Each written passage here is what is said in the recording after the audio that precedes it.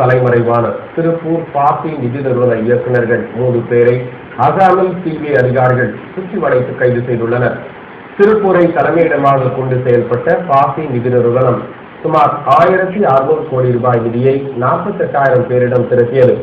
பின்னர் இந்த நிறுவனத்தின் நிர்வாக இயக்குனர் மோகன்ராஜ், இயக்குநர்கள் கதிரவன், கமலவள்ளி ஆகியோர் பணத்தை வட்டியுடன் திருப்பிக் கொடுக்காமல் வாடிக்கையாளர்களை ஏமாற்றியதுடன் கடந்த ஆண்டு பணத்துடன் தலைமறைவாகிவிட்டனர்.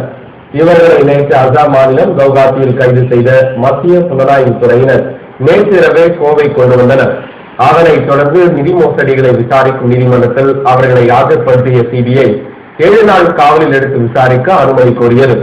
நீதிபதி அனுமதி அளித்ததைத் தொடர்ந்து அவர்களை காவலில் எடுத்து சிபிஐ விசாரித்து வருகிறது. கைது செய்யப்பட்டவர்களிடமிருந்து ஒரு கணினி, 2 மடிக்கணினிகள், ஏராளமான கணினி தகவல் மென்பொருள் அட்டைகள், 21 செல்போன்கள் மற்றும் சிம் கார்டுகளும் ஏராளமாக கைப்பற்றப்பட்டுள்ளதாகவும் பல்வேறு வங்கிகளின் கடன் அட்டைகளும் கைப்பற்றப்பட்டுள்ளதாக சிபிஐ அதிகாரிகள் தெரிவித்துள்ளனர். அவர்களிடமிருந்து பணத்தை மீட்க நடவடிக்கை எடுக்கப்படும் என்றும் அவர்கள் கூறியுள்ளனர்.